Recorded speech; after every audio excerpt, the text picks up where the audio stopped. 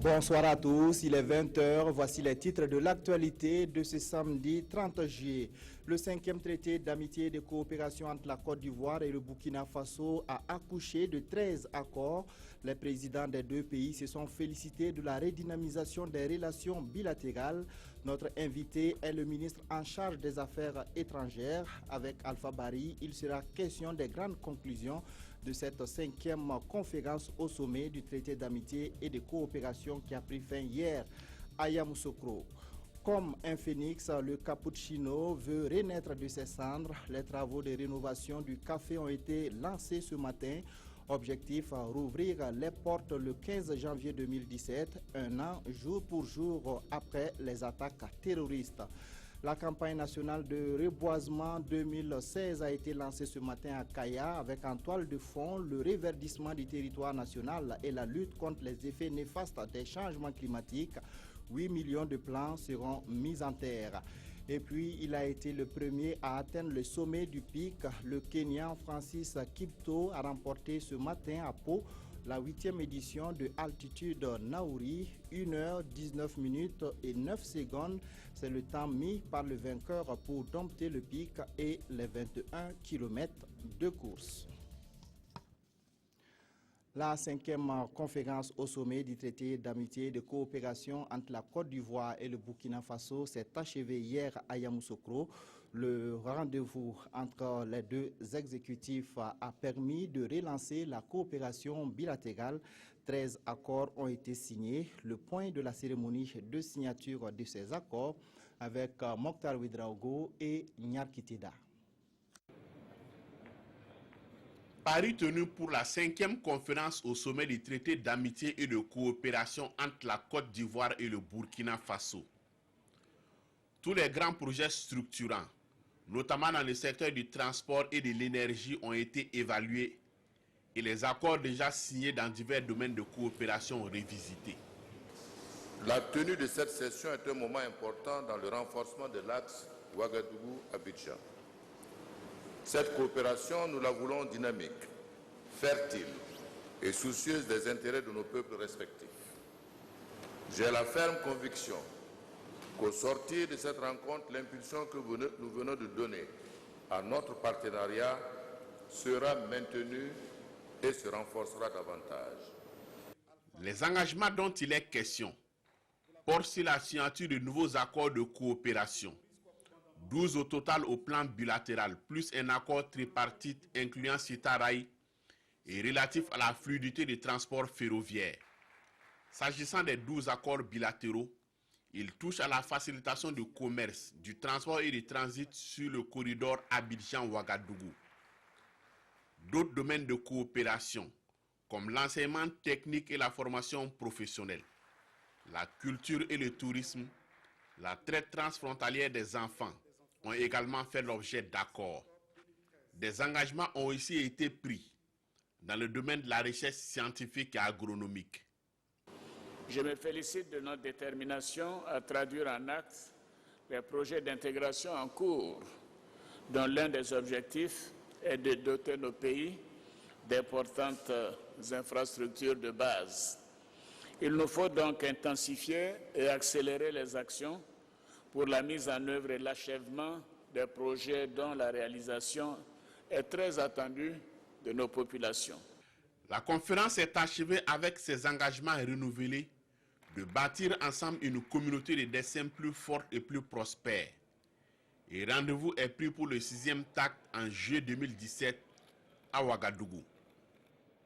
Voilà, c'était plutôt un reportage de Jérémy Sié Koulibaly sur les principales conclusions de ce sommet.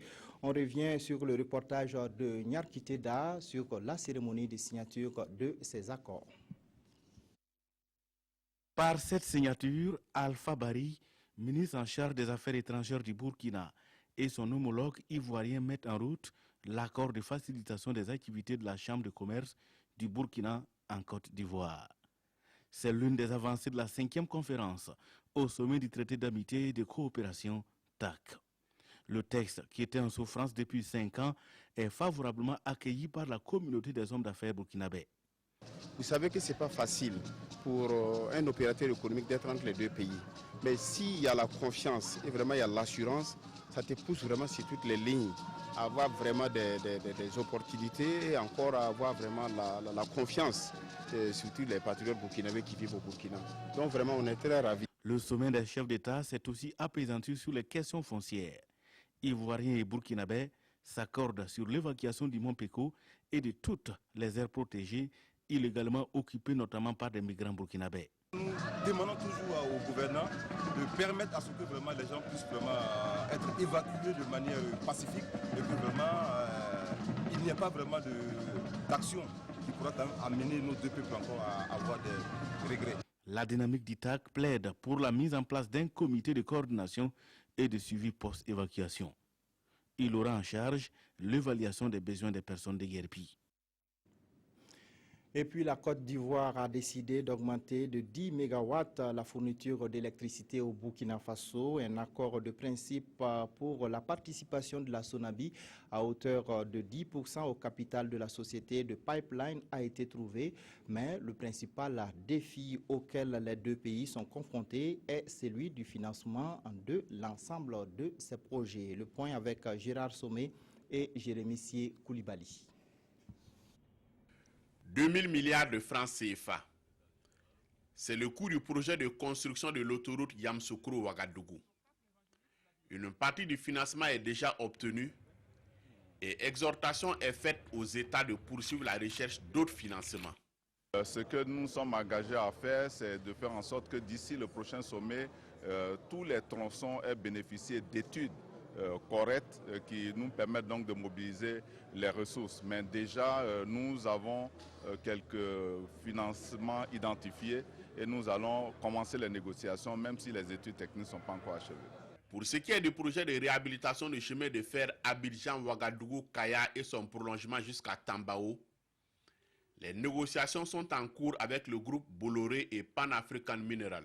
L'ensemble du projet ferroviaire est de 400 millions d'euros et donc il y a 130 millions qui vont être investis dans les 2 années à venir et le reste, 270 millions, vont être investis sur 4 ans, les 4 années suivantes, après les 2 premières années. Il ressort du communiqué conjoint que le Burkina bénéficiera de 10 MW supplémentaires d'électricité fournis par la Côte d'Ivoire. Et l'État burkinabé prendra part à hauteur de 10% au capital de la société de pipeline destinée à assurer son approvisionnement en hydrocarbures. Sur les mandats d'arrêt objet de la récente brouille entre les deux pays, la page semble définitivement tournée. C'est une affaire qui concerne la justice et ce que nous notons, c'est qu'il y a eu quand même des problèmes entre les deux pays et nous avons décidé de régler diplomatiquement les conséquences nées de cette affaire. Et c'est ça qui fait qu'on se retrouve aujourd'hui. Donc on n'a pas décidé de régler l'affaire elle-même diplomatiquement. Je pense que la précision est importante. Nous nous félicitons de ce que la situation se soit totalement normalisée entre le Burkina et la Côte d'Ivoire. La tenue de cette session du TAC est l'indicateur le plus éloquent de ce que nous sommes ensemble. Vous avez vu ici les ambitions qu'affiche le communiqué final et les chefs d'État sont déterminés à aller de l'avant. Aller de l'avant comme un leitmotiv, maintes fois réaffirmé à l'occasion de ce TAC. La finalité étant l'approfondissement des liens séculaires entre Ivoiriens et Burkinabés. Comme annoncé dans les titres, notre invité est Alpha Barry, le ministre en charge des Affaires étrangères du Burkina Faso. Bonsoir, monsieur le ministre. Bonsoir. Alors, directement, est-ce qu'on peut dire qu'avec la tenue de ce TAC, il n'y a plus donc de bruit politique entre la Côte d'Ivoire et le Burkina Faso? Oui, absolument, il n'y a plus de bruit. Je dois dire que le TAC en lui-même, c'est comme une sorte de grande commission mixte qui se tient entre des pays amis et partenaires. À la différence qu'ici, ça se passe dans le cadre d'un traité d'amitié et c'est quelque chose d'assez fort. Il faut qu'on comprenne une chose, c'est que le dernier recensement qui a été effectué en Côte d'Ivoire note qu'il y a 3 700 000 Burkinabés en Côte d'Ivoire. Peut-être les chiffres sont un peu plus. Donc, dans un pays où vous avez près de 4 millions de personnes, 4 millions de vos ressortissants. Vous ne pouvez pas traiter ces pays comme n'importe quel pays, dont vous ne pouvez pas avoir une relation quelconque avec ce pays. De même, un pays, je parle de la Côte d'Ivoire, où vous avez 4 millions, vous avez un pays voisin avec qui vous avez 4 millions de ressortissants de ce pays-là chez vous, sur votre territoire, vous ne pouvez pas avoir une relation quelconque aussi avec ce pays. Donc, que ce soit pour la Côte d'Ivoire comme pour le Burkina, nous ne pouvons pas avoir des relations quelconques. Et c'est ça qui fonde les avancées que nous avons voulu avoir dans le traitement de ces derniers moments. Et on est arrivé à ce traité d'amitié. Donc il n'y a plus de bruit entre nous. Nous avons voulu avancer au regard des enjeux qui sont en cours. Mais est-ce qu'il n'y a pas de risque qu'il y ait d'autres problèmes quand on sait que le dossier Thomas Sankara doit être jugé avant la fin de l'année, selon le commissaire du gouvernement auprès du tribunal militaire de Ouagadougou? Alors, l'ancien président Blaise Compaoré réside en Côte d'Ivoire. Est-ce que tout cela ne peut pas un jour remettre les problèmes au bout du jour? Non, vous savez, il y a de part et d'autre, il s'agit de deux pays souverains, mais on a un traité d'amitié qui fait qu'on cherche à se comprendre sur certaines questions, à régler certaines questions dans le cadre de l'amitié. Ce sont les questions économiques, peut-être qu'on en viendra, mais il reste que chaque pays est souverain de son côté. Autant nous on est souverain, autant la Côte d'Ivoire est un pays souverain. Donc nous pouvons demander quelque chose avec la Côte d'Ivoire et la Côte d'Ivoire est libre de dire non au regard de sa souveraineté, de même que la Côte d'Ivoire peut nous demander quelque chose et nous allons dire non au nom de notre souveraineté. Et c'est ce qui a prévalu lors des discussions, même si les discussions se passent dans la cordialité, mais c'était dossier sur dossier. Donc vous avez le Premier ministre d'un camp d'un côté, le Premier ministre Paul Kaba-Tcheba de l'autre. Donc sur chaque dossier, on demande est-ce que vous êtes d'accord? Paul Kaba-Tcheba dit oui, sur ça je suis d'accord, mais sur ça je ne suis pas d'accord. Et on essaie d'avancer. C'est pour réaffirmer la souveraineté de chacun des pays, malgré le fait qu'on se retrouve de cette manière. Il y en a qui pensent qu'on va pour accepter beaucoup de choses ou toutes les choses. Donc, je ne crois pas que ça puisse créer une situation particulière. Je ne vois pas, à moins que vous précisez bien votre question. D'accord. Alors, on va revenir sur le TAC. Il y a donc beaucoup de projets en commun entre les deux pays. Il y a l'autoroute, il y a le pipeline, il y a la réhabilitation du chemin de fer. Ce que les gens veulent comprendre, quand est-ce que tous ces projets seront concrètement réalisés sur le terrain? Bon, déjà, il faut se féliciter de l'accord de facilitation que nous avons réussi à signer pour la Chambre de commerce du Burkina, qui aura des facilités au niveau du port d'Abidjan notamment. Et ça, c'est important. Nous avons bien avancé sur la question de l'électricité. C'est vrai, c'est quelque chose qui était déjà discuté. C'est quelque chose qu'on avait déjà réussi à le réaliser cette année. On était passé entre 70 à 80 mégawatts qui ont été fournis par la Côte d'Ivoire. Et ça, ce sont des négociations informelles que nous avons eues. Mais nous avons consolidé cela à travers cette dernière session du TAC. Et pour ce qui est de l'autoroute, qui est un grand projet, c'est 2000 milliards, c'est beaucoup d'argent, mais nous avons avancé sur une chose, c'est que ces 2000 milliards, nous avons décidé de les rechercher ensemble. C'est-à-dire que le Burkina ne discute pas d'un côté, la Côte d'Ivoire de l'autre, même si chacun a son espace, son territoire, ses kilomètres à faire. Nous avons décidé de mener des missions conjointes envers les bailleurs de fonds et les partenaires. Et ça, c'est quelque chose d'important et ça peut nous faire beaucoup avancer. Et puis, il y a le chemin de fer que nous avons en commun. Sur ça aussi, vous avez vu dans le reportage de la convention tripartite qui a été signée entre les deux pays et avec Bolloré. Et il faut dire que sur ce chemin de fer, il y avait des blocages parce qu'on avait une convention avec Bolloré qui s'était engagé à investir 400 millions 400 millions d'euros sur 5 ans. Et après, il y avait une sorte de remise en cause. Et donc, c'est ce qui avait fait qu'il y avait des discussions. Donc, on a convenu qu'il y a 130 millions qui vont être investis sur les 2 années à venir. Et ça, c'est du concret parce que 130 millions, c'est de l'investissement direct, mais c'est aussi beaucoup d'effets induits sur l'économie de chacun de nos pays. Et si ces rails-là sont réhabilités, c'est aussi beaucoup d'acquis, puisque en matière de transport, on réduit les distances, les choses vont aller plus vite, le train va circuler plus facilement entre Abidjan et Ouagadougou. Et puis, les 270 millions vont être investis sur les 4 années suivantes. Donc, il y a des choses concrètes. Et puis, on a convenu de mettre rapidement en place un fonds pour la jeunesse. C'est un fonds qui va permettre de mener des activités créatrices d'emploi pour les jeunes. Et nous avons décidé d'ajouter les femmes aussi à ce fonds. Donc, on met en place un fonds qui va servir aux femmes et aux jeunes. Donc, il y a des avancées majeures qui sont immédiates et concrètes dans les travaux à l'issue des travaux que nous avons eus. Il y a la question du Mont Péco également qui a été discutée lors de ces rencontres. Oui, bien sûr, il y a le Mont Péco. Le Mont Péco, je dois dire une fois de plus, vous savez, c'est une question de souveraineté. D'abord, c'est une question de réglementation. Vous le savez bien, c'est une forêt classée. Et une forêt classée, même au Burkina ici, on n'a pas le droit de rentrer dans cette forêt, on n'a pas le droit de cultiver dans cette forêt. Il se trouve que dans le cadre du Mont Péco, il y avait environ 30 000 personnes qui étaient dans cette forêt. Et sur ces 30 000 personnes, on estime que 90% de cette population était burkinabé. L'État ivoirien a évacué l'ensemble de ces populations. En tout cas, c'est le compte-rendu qui nous a été fait. Mais nous avons insisté sur quand même le caractère humain de cette opération d'évacuation de la population du Mont Péco.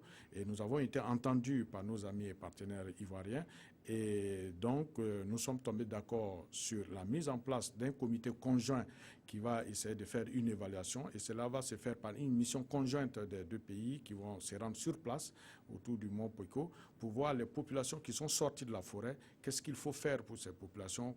Quel accompagnement faut-il avoir pour ces populations pour que le choc soit amorti de façon pas difficile pour les populations qui avaient des champs dans cette forêt, même si elles n'avaient pas le droit de s'y installer. Merci à vous, Monsieur le ministre, pour avoir accepté donc, de venir sur notre plateau et répondre donc, à toutes ces questions. Voilà. Donc, nous recevions Monsieur le ministre en charge des Affaires étrangères du Burkina Faso, Monsieur Alpha Bari, et avec lui, il a été question donc des grandes conclusions du traité d'amitié et de coopération qui s'est achevé hier à Yamoussoukro entre le Burkina Faso et la Côte d'Ivoire. La suite du journal. Les travaux de rénovation du Cappuccino ont démarré ce matin. Le propriétaire de ce café, qui a été l'une des cibles des attaques terroristes du 15 janvier, compte rouvrir l'établissement le 15 janvier prochain. Des détails avec Issaka Ouedraogo et Frédéric Etienne Bassenga. Le Cappuccino de nouveau lieu de vie, voilà ce que Gaïtano, le propriétaire, espère en posant cette brique en compagnie du ministre Bonani. Avec le soutien du gouvernement, il s'est donné moins de 6 mois pour que ce lieu de recueillement laisse la place au café qu'il était. Car c'est le 15 janvier prochain, date anniversaire du drame, qu'il compte rouvrir. Je remercie les autorités de l'accompagnement qu'elles nous donnent pour réaliser cela et j'espère qu'on pourra tenir les délais sans cela. Après avoir réaffirmé le soutien du gouvernement, Maurice Bonani a tenu à rassurer. Le gouvernement mettra tout en œuvre pour ne plus voir de tels drames. Le gouvernement, comme il l'a affirmé à plusieurs reprises, prend et continuera de prendre toutes les dispositions pour assurer la sécurité des biens et des personnes afin que nous puissions vaquer tranquillement à nos activités économiques. Mais pour cela, le gouvernement a besoin du soutien de vous tous. Au début de cette cérémonie, une minute de silence a été observée à la mémoire des hommes et des femmes qui ont perdu la vie dans ce café. Du renfort pour les forces de sécurité et les forces armées nationales, le groupement d'instruction des forces armées de Bobo-Dioulasso a présenté au drapeau son contingent 2015 au nombre de 1086. Les nouveaux soldats ont porté leur galon hier à Bobo-Dioulasso. Martin Zerbo, Moumouni Barou. Présentation du drapeau aux engagés du contingent 2015. Ils sont 1086 soldats prêts à défendre la nation après 6 mois de formation pour acquérir les savoirs, le savoir-faire et le savoir-être d'un militaire. L'accent a été également mis sur l'éthique, la morale, l'endurance, bref, toutes les qualités qui font un bon combattant. La formation s'est très bien passée. Il y a eu des moments pénibles, mais on s'est en sorti à travers la solidarité et la discipline. Le commandement, durant la cérémonie, a exhorté les soldats à relever les défis sécuritaires qui demeurent une préoccupation majeure, tout en les félicitant pour avoir franchi les différents obstacles. Notre mission, en tout cas, c'était de les transformer de jeunes civils de bons soldats, de bons combattants et en de bons citoyens. Et aujourd'hui, en tout cas, nous sommes satisfaits en tout cas du niveau qu'ils ont atteint. Le Burkina est confronté un peu partout, comme les autres pays aussi de la sous-région, au phénomène aussi du terrorisme. Donc nous avons donc pris en compte cela en intégrant en tout cas un certain nombre de modules au niveau de la formation pour les réorienter afin qu'ils puissent être aussi aptes aussi à faire face aussi à ces nouveaux défis-là, ces nouvelles menaces-là. En plus des démonstrations, le défilé au son de la fanfare était aussi au milieu de la cérémonie. Une cérémonie au cours de laquelle civils et militaires ont eu l'occasion de fortifier le cordon ombilical entre les forces armées et la nation. Le ton a été donné hier par le ministre, ce matin, par le ministre en charge de l'environnement. 8 millions de plants seront mis en terre au cours de la campagne nationale de reforestation 2016. L'accent sera mis sur l'entretien des plants. Des détails avec Sie Dilaré Yen et Zalissa Sanfo. Tangasgo, à une dizaine de kilomètres de Kaya. Dans ce bosquet dénommé Bosquet de la jeunesse, le ministre en charge des questions environnementales met sous terre un baobab. Et c'est parti pour la campagne nationale de reforestation. 8 millions de plants, toutes espèces confondues, devraient être mis sous terre. Et cette année, la consigne est de rompre avec le système de reboiser pour reboiser. Cette année, il n'y aura pas de reboisement dissipateur. Ce n'est pas des randonnées, de caravanes, de pique-niques, où on se présente au ministère de l'Environnement avec des demandes. On veut des plans pour aller pique-niquer et mettre les plans. Non, nous disons, toutes les structures qui vont s'adresser au ministère de l'Environnement doivent avoir un contrat d'objectif. L'année prochaine, les mêmes associations reviendront pour demander encore des plans. En ce moment-là, on demandera à chaque association de déposer son bilan. C'est en pensant aux effets néfastes des changements climatiques que tous devraient planter. Et pour ceux déjà engagés, la cause est plus que noble. Planter les arbres, c'est comme si nous améliorons notre cadre de vie pour une meilleure vie. Parce que la vie, c'est la nature aussi. Un appel a été lancé ici pour que toutes les structures, les sociétés, ONG, organisations de la société civile, bref, que chacun puisse planter ou participer à la protection d'un arbre. Dans tous les cas, Nestor Bassière attend le bosquet de la presse.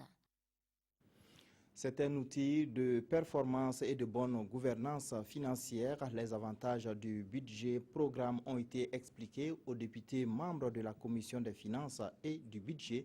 La formation s'est tenue à Bobo-Dioulasso. Karim Ilboudo et Karim Sissé.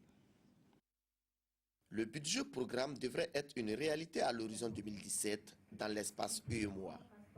C'est l'engagement pris par les pays membres de cette union depuis 2009.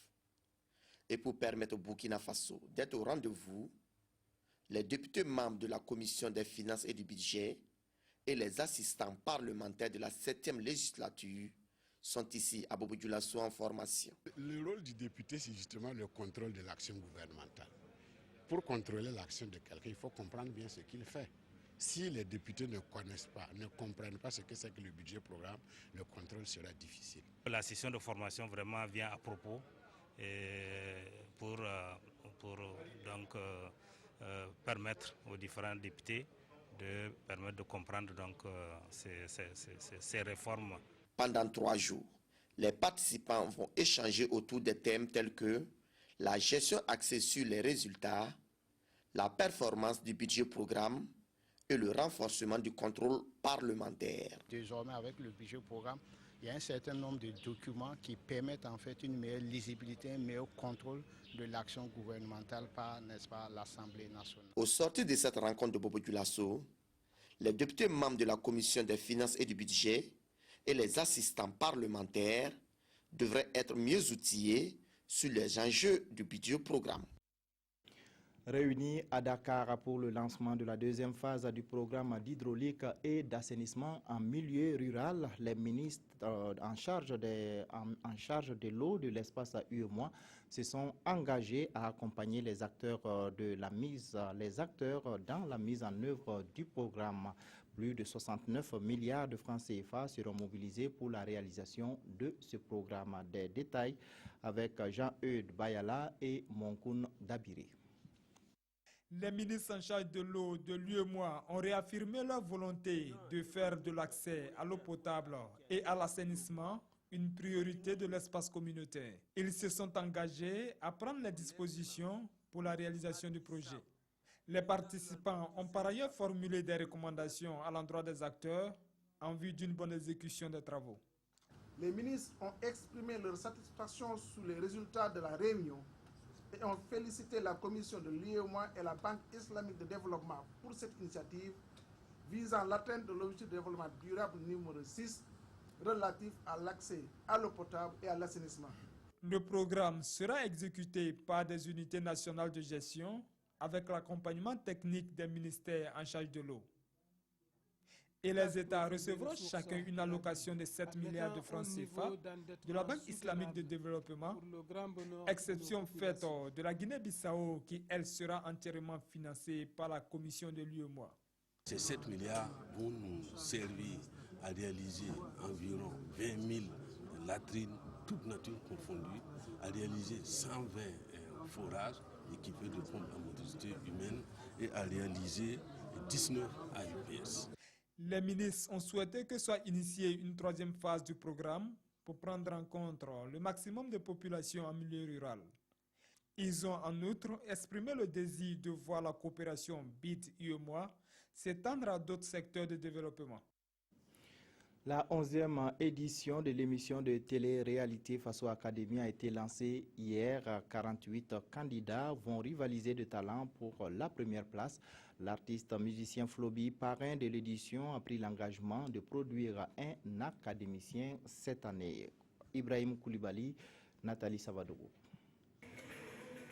Le top départ de Faso Academy 2016 est donné ici, dans la salle de spectacle Jean-Pierre Guengani. Et ces 48 candidats venus des 13 régions du Burkina Faso qui vont rivaliser de talent. Plus de 2000 candidats ont été enregistrés et il reste à savoir quelle région remportera la finale de cette édition. Déjà pour ces 48 candidats qui ont été retenus, 9 à Ouagadougou, 6 à Bobo Dioulasso et 3 dans les autres régions, je vous dis, battez-vous, c'est maintenant que la compétition démarre. Le public venu nombreux pour soutenir les candidats apprécie déjà le niveau de cette année. Je trouve que cette année, les candidats, avec le peu qu'on a vu, ont assez déjà le poids. On les encourage beaucoup, que le meilleur gagne. Hortense Zida a, au nom du ministre de la Communication, encouragé tous les candidats. Je ne peux que, au nom de monsieur le ministre, souhaiter bonne chance à tous les candidats engagés et saluer l'engagement de tous les acteurs, surtout les membres du jury. Plusieurs grandes figures de la musique burkinabé étaient présentes dans cette cérémonie. Et l'artiste musicien Flobi, par ailleurs parrain de cette édition 2016, a promis de produire un académicien. Les premières manches éliminatoires débuteront ce samedi 30 juillet. En sport, la 8e édition de Altitude Naouri a été remportée aujourd'hui par le Kenyan Francis Kipto. Il a bouclé les 21 km 447 en 1 heure 19 minutes et 9 secondes. Adama Giti, Mahamadi Wena. Le Kenyan Francis Kipto et le Marocain Khalil Lablak, vainqueur l'année dernière, étaient les super favoris de ce 8e Altitude Naouri. Et après le top de départ à la place Nemaro Depot, les deux athlètes ne tardent pas à confirmer leur supériorité.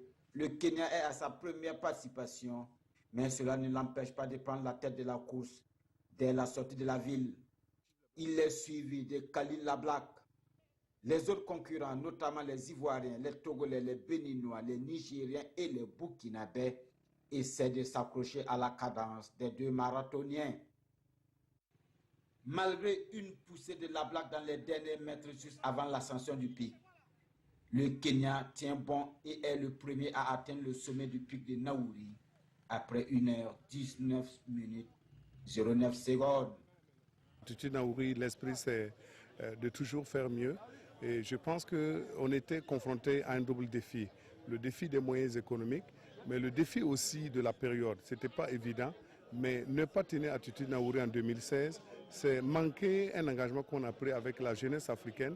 Et cette année, nous sommes contents du niveau très relevé qui a vu deux ténors au sommet s'affronter, Khalil Lablak et Francis Kipto Kibi, qui se sont sérieusement fatigués en route.